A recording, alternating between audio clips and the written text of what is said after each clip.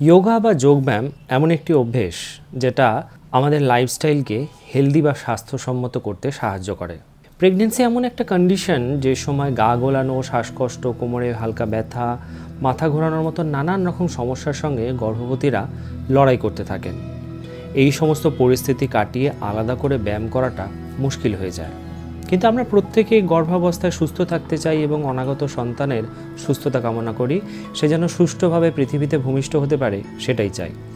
সেই জন্য নিজেদের ভালো রাখার জন্য এবং সার্বিক পরিস্থিতির কথা চিন্তাভাবনা করে প্রেগনেন্সির প্রথম থেকে যোগার মতন একটা রিল্যাক্সিং অ্যাক্টিভিটি রেগুলার করাটা খুবই গুরুত্বপূর্ণ। সর্বপ্রথম একটা ধারণা আপনাদের মন থেকে সরিয়ে দিন যে শুধুমাত্র জটিল এবং কঠিন ব্যায়াম করলেই উপকার পাওয়া যায়। সহজ সরল যোগ ব্যায়াম যদি প্রত্যেক দিন সঠিকভাবে অভ্যেস করা যায় সেটা কিন্তু ভালো ফল দেয়। আমরা অনেকেই আগে থেকে জটিল বা ভারী ব্যায়াম করে অভ্যস্ত নই। সেই জন্য সিম্পল সোজাসাপটা কিছু ব্যায়াম যদি আমরা অভ্যেস করি যেটাতে অতটা কষ্ট হয় না কিন্তু তাতে উপকারও ভালো পাওয়া যায়, তাহলে কিন্তু প্রেগনেন্সিতে আমরা সুস্থ থাকতে পারি, আমরা সুস্থভাবে প্রেগনেন্সিটাকে ক্যারি অন করে যেতে পারি। তবে প্রথমে যোগা বা যোগব্যায়াম সম্পর্কে বিস্তারিত বিবরণী দেওয়ার আগে কয়েকটা কথা আপনাদের জানিয়ে রাখি। যোগা করার সময় খেয়াল রাখবেন খাবারের সময় থেকে যেন 2-3 ঘন্টা গ্যাপে হয় এবং যোগা করার পর অন্ততপক্ষে আধ ঘন্টা কিছু খাবেন না। যোগা করার সময় ইনার গার্মেন্টস বা ক্ষৌমবস্ত্র অবশ্যই ব্যবহার করবেন এবং অপেক্ষাকৃত শান্ত একটা পরিবেশে একটা ম্যাট বা শতরঞ্জি নিয়ে যোগা বা যোগব্যায়াম করতে পারেন। ডাক্তার যদি আপনাকে বেড রেস্ট নিতে বলে থাকে অথবা এক্সারসাইজ করতে বারণ করে থাকে, অর্থাৎ আপনার যদি হাই রিস্ক প্রেগনেন্সি হয়ে থাকে, তাহলে এরকম কোনো ব্যায়ামই আপনি করবেন না। এর সাথে আরেকটা কথা বলে রাখি, আমরা কেউ কিন্তু যোগা এক্সপার্ট নই, তাই এমন কোনো পোজ বা ব্যায়াম আমরা সিলেক্ট করিনি বা করছি না বা করি না যেগুলোতে এক্সপার্ট ওপিনিয়ন বা গাইডেন্স নিতে লাগে। এমনও কিছু সিম্পল যোগব্যায়াম আছে যেগুলো উইদাউট গাইডেন্স করা যায়, যেগুলোকে রোজ অভ্যেস করলে সেগুলো আমাদের স্বাস্থ্যের ওপর একটা পজিটিভ এনার্জি বা পজিটিভ এফেক্ট নিয়ে আসে। প্রধানত সিদ্ধা সেন্ট্রাল রিসার্চ ইনস্টিটিউট চেন্নাইয়ের একটি রিসার্চ পেপার এবং পন্ডিচেরি জার্নাল অফ নার্সিংয়ের একটি রিভিউ আর্টিকেল ফলো করে আমরা এই যোগা পোজ বা যোগব্যায়ামগুলোকে সিলেক্ট করেছি। আমরা এই ভিডিওতে যে যোগব্যায়ামগুলো দেখাবো সেগুলো ফার্স্ট ট্রাইমেস্টার অর্থাৎ প্রেগনেন্সির প্রথম 3 মাসে করার মতন। আপনি প্রেগনেন্সি কনফার্ম হওয়ার পর থেকেই এই যোগব্যায়ামগুলো শুরু করতে পারেন।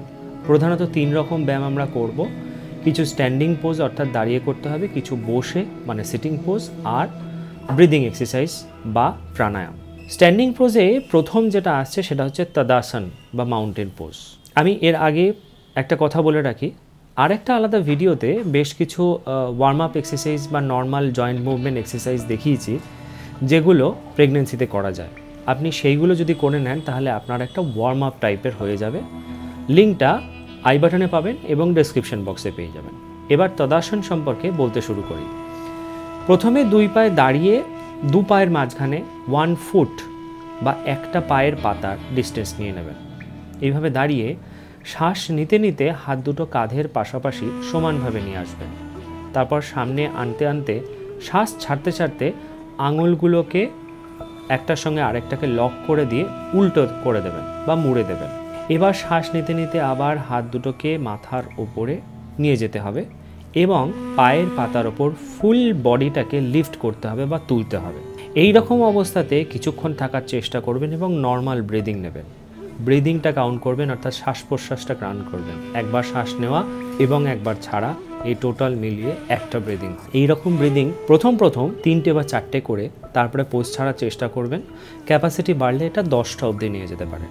এবার আস্তে আস্তে কমপ্লিট হয়ে গেলে শ্বাস ছাড়তে ছাড়তে নিজের বডিটাকে নিচে নামান এবং হাতটাকে সামনে নিয়ে এসে সোজা করে লকটা খুলে হাতটাকে পাশে নামিয়ে দিন। তদাসন বা মাউন্টেন পোজের প্রধান উপকারিতা হলো পশ্চার বা ভঙ্গিমা ঠিক রাখতে সাহায্য করে, সারা শরীরে রক্ত সঞ্চালন ভালো করে, পায়ের এবং হাতের যে ছোট ছোট পেশিগুলি আছে সেগুলিকে ভালো রাখতে হেল্প করে, তলপেট, হিপ বা নিতম্বের পেশিগুলিকে দৃঢ় করে এবং নিজেকে শান্ত রাখতে সাহায্য করে। স্ট্যান্ডিং পোজের দ্বিতীয় যে ব্যায়ামটা সেটা হলো বৃক্ষাসন। প্রধানত স্থিতভাবে দাঁড়াতে হবে, তারপরে একটি হাতের সাহায্যে একটি পা তুলে আরেকটা পায়ে থাইয়ে আটকে দিতে হবে।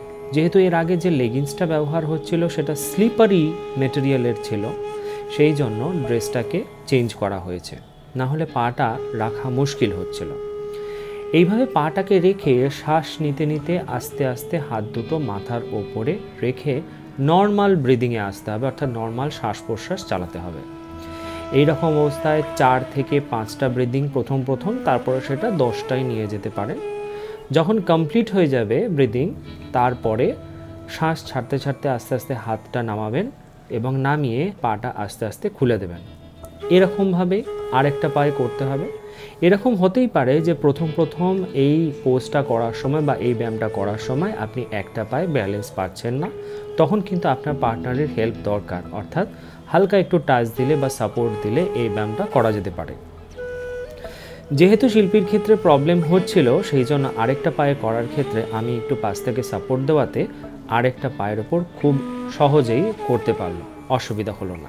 বৃক্ষাসনের বেনিফিট যদি দেখা যায় তাহলে পা, হাত, পেলভিক এরিয়া অর্থাৎ কোমর এবং হিপের ক্ষমতা বাড়াতে সাহায্য করে, নার্ভ এবং পেশির সমন্বয় বাড়ায়, ব্যালেন্স এবং এন্ডিওরেন্স বাড়াতে সাহায্য করে, পায়ে যে বিশেষ প্রকার ব্যথা হয় নার্ভের জন্য, যেটাকে সায়াটিকা বলা হয়, সেটাও কমাতে সাহায্য করে। এবার থার্ড পোজ বা থার্ড ব্যায়াম, থার্ড যোগা বলা যায়, যেটাকে স্কোয়াটিং বা হাফ স্কোয়াটিং বলা হয়। আমরা জিমে গিয়ে যে স্কোয়াটিং করি সেটা ফুল হয়, এক্ষেত্রে হাফ হবে এবং মুভমেন্টটা খুবই ধীরে ধীরে হবে। এক্ষেত্রে পায়ের মধ্যে এমনভাবেই একটা ফাঁক রেখে দাঁড়াতে হবে যেন গোড়ালি এবং কাঁধ সমান্তরাল বা সমান রেখায় থাকে। স্কোয়াট করার ক্ষেত্রে কিন্তু এটা খুবই গুরুত্বপূর্ণ। এইভাবে হাত দুটিকে সামনে সমান্তরালভাবে রেখে রিল্যাক্সে দাঁড়িয়ে নিতে হবে। তারপরে প্রথমে বডিটাকে আস্তে আস্তে নিচের দিকে নামাতে হবে। নিচের দিকে নামানোর সময় কিন্তু পায়ে জোর দিয়ে নিচে নামাবেন, কোমরে জোর দিয়ে নয়, এবং খেয়াল রাখবেন হাঁটুটা যেন সামনের দিকে বেশি এগিয়ে না যায়, পিছনের দিকেও যখন উঠে দাঁড়াবেন তখন পিছনের দিকেও যেন প্রেশার না দেয়, ডান দিক বা বাঁ দিকে না সরে যায়। হাঁটুটাকে যতটা সম্ভব এক জায়গাতে রাখার চেষ্টা করবেন এবং কোমরটাকে একটু হালকা পিছনের দিকে নিচে নামানোর চেষ্টা করবেন। এইভাবে যখন নিচের দিকে নামবেন তখন শ্বাস নেবেন, আর যখন ওপরে উঠবেন তখন শ্বাস ছাড়বেন। পুরোপুরিভাবে নিচে বসবেন না। প্রেগন্যান্সিতে স্কোয়াটিংয়ের ক্ষেত্রে পুরো নিচে বসাটা উচিত নয়।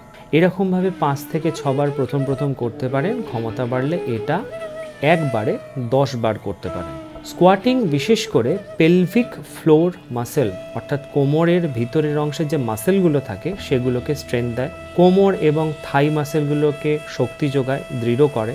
প্রেগন্যান্সিতে এই 3টে পার্টকে সাপোর্টিভ করে তোলাটা খুব গুরুত্বপূর্ণ।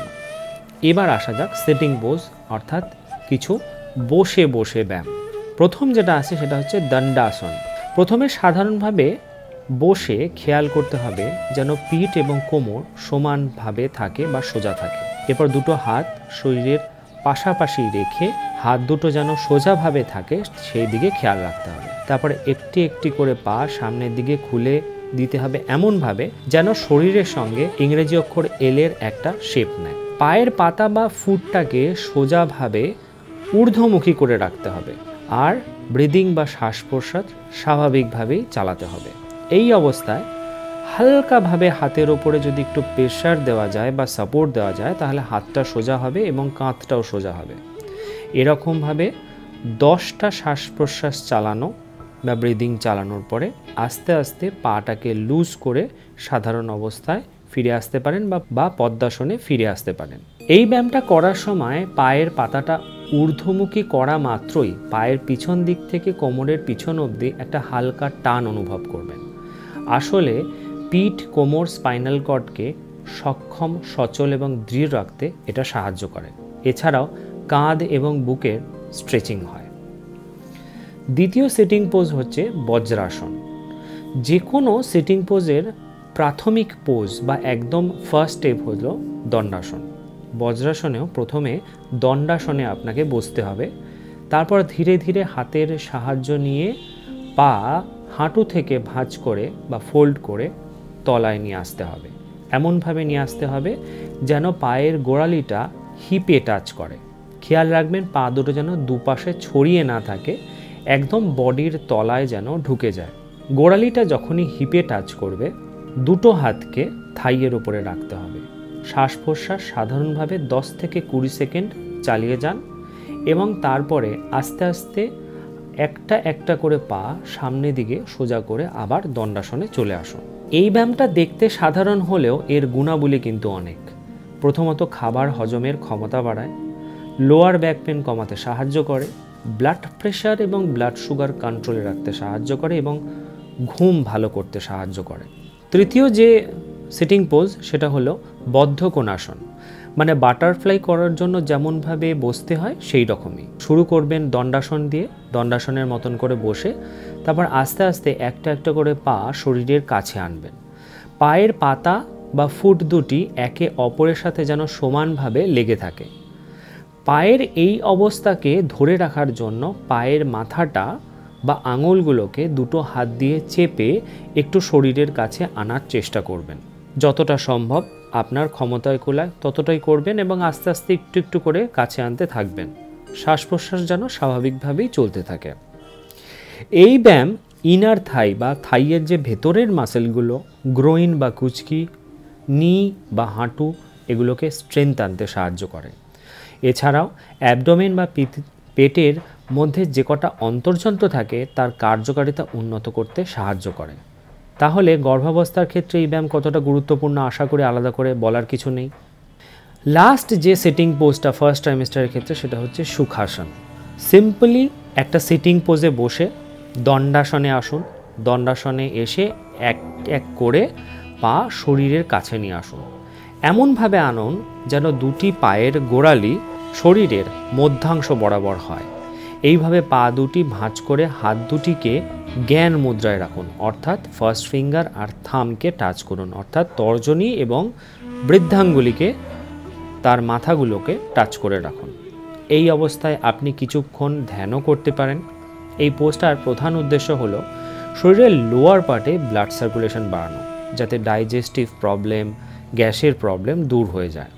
এছাড়াও হাঁটু এবং গোড়ালির খুব ভালো স্ট্রেচিং হয়। হয়ে গেলে আস্তে আস্তে এক একটা করে পা খুলে দণ্ডাসনে আসুন। সিটিং পোজ কমপ্লিট হওয়ার পর যোগার শেষের দিকে আসছে ব্রিদিং এক্সারসাইজ। প্রথমেই বলে রাখি, প্রেগনেন্সিতে সমস্ত প্রকার বা বেশিরভাগ প্রাণায়াম করা গেলেও কপালভাতি কিন্তু করা যায় না। সেই জন্য প্রথম আমরা স্টার্ট করব অনুলোম বিলোম দিয়ে। এটা বিশেষ প্রকার প্রাণায়াম। পদ্মাসন বা সুখাসন বা সিম্পলি যে কোনো সিটিং পোজে বসে স্পাইনাল কর্ড বা পিঠটাকে সোজা করে রাখুন। নাসারন্ধ্র বা নাকের যে কোনো একটি ছিদ্র চেপে আরেকটি ছিদ্র খোলা রেখে সেটা দিয়ে বুক ভরে শ্বাস নেওয়ার চেষ্টা করুন। সেটা কমপ্লিট হয়ে গেলে আরেকটি নস্ট্রিল বা নাসারন্ধ্র দিয়ে সেটিকে আস্তে আস্তে ছেড়ে দেবেন। সম্পূর্ণ প্রসেসটি ধীরে ধীরে করতে হয়। নিজের শ্বাসের ওপর মনোসংযোগ বা কনসেন্ট্রেশন, অ্যাটেনশন রাখতে হয় এবং নিজের ক্ষমতা অনুযায়ী শ্বাস নিতে হয়, যাতে হাঁপিয়ে না পড়েন। চাইলে কোথাও হেলান দিয়েও এটা করতে পারেন, কিন্তু পিঠটাকে সোজা রাখতে হবে। উদ্বেগ, মানসিক চাপ, অস্থিরতা, শ্বাসকষ্ট কাটাতে কিন্তু এটা best breathing exercise, best yoga. দ্বিতীয় যে ব্রিদিং এক্সারসাইজ সেটা হলো ভ্রামরী। প্রাণায়ামের আরেকটি অদ্বিতীয় এবং গুরুত্বপূর্ণ ব্যায়াম। ভ্রামরী শব্দটা অর্থাৎ ভ্রমরের যে শব্দটা, গুনগুন শব্দটা, সেটাই এখানে মুখ্য বিষয় এবং সেটা এমনভাবে করতে হবে যাতে সেটা শরীরের মধ্যে, বিশেষ করে ব্রেন বা মস্তিষ্কের ভিতরে একটা ভাইব্রেশন বা কম্পন নিয়ে আসে। নিয়ম হলো পিঠ সোজা করে বসে হাতের প্রথম দুটি আঙুল কপালে, পরের দুটি আঙুল চোখের ওপরে এবং বৃদ্ধাঙ্গুল বা থাম বা বুড়ে আঙুলটাকে কানের উপর রাখতে হবে। এমনভাবেই রাখতে হবে যেন চোখ এবং কানকে বন্ধ করে দেয় এবং কপালে দুটো আঙুল টাচ করে রাখে। তবে অনেকের অসুবিধা হয়, যেমন এখানেও শিল্পীর একটু অসুবিধা হচ্ছিল, সেই জন্য ও নিজের মতন করেই করেছে। মুখ্য উদ্দেশ্য হলো কান এবং চোখটা যেন চাপা থাকে এবং কপালটা যেন আঙুল দিয়ে টাচ করা থাকে, যাতে কপালে ভাইব্রেশনটা যায়। এই অবস্থায় আসার পর আওয়াজটা আস্তে আস্তে করতে হবে, যাতে সেটা ব্রেন বা মস্তিষ্কের ভিতরে বেশ কিছুটা ভাইব্রেশন তৈরি করে। এই ব্যায়ামটা বা এই ব্রিদিং এক্সারসাইজটা করার সময় যখন আওয়াজটা করছেন তখন ওই অবস্থাতে নিঃশ্বাসটা ত্যাগ করবেন, অর্থাৎ প্রথমে শ্বাসটা নিয়ে নেবেন এবং শ্বাসটা ছাড়ার সময় আওয়াজটা আস্তে আস্তে করে করতে হবে, খুব গম্ভীর এবং শরীরের ভেতরে করতে হবে। সেটা বাইরে শুনতে পাবে এরকম করার দরকার নেই। আপনি শরীরের ভেতরে করার চেষ্টা করুন এবং খুব শান্তভাবে করার চেষ্টা করুন। এই ব্যায়ামটা কিন্তু রাগ, stress, low blood pressure, anxiety দূর করতে সাহায্য করে এবং শরীরকে রিল্যাক্স করতে সাহায্য করে। ভ্রামরি কিন্তু অনিদ্রাও দূর করতে সাহায্য করে, এটা মাথায় রাখবেন।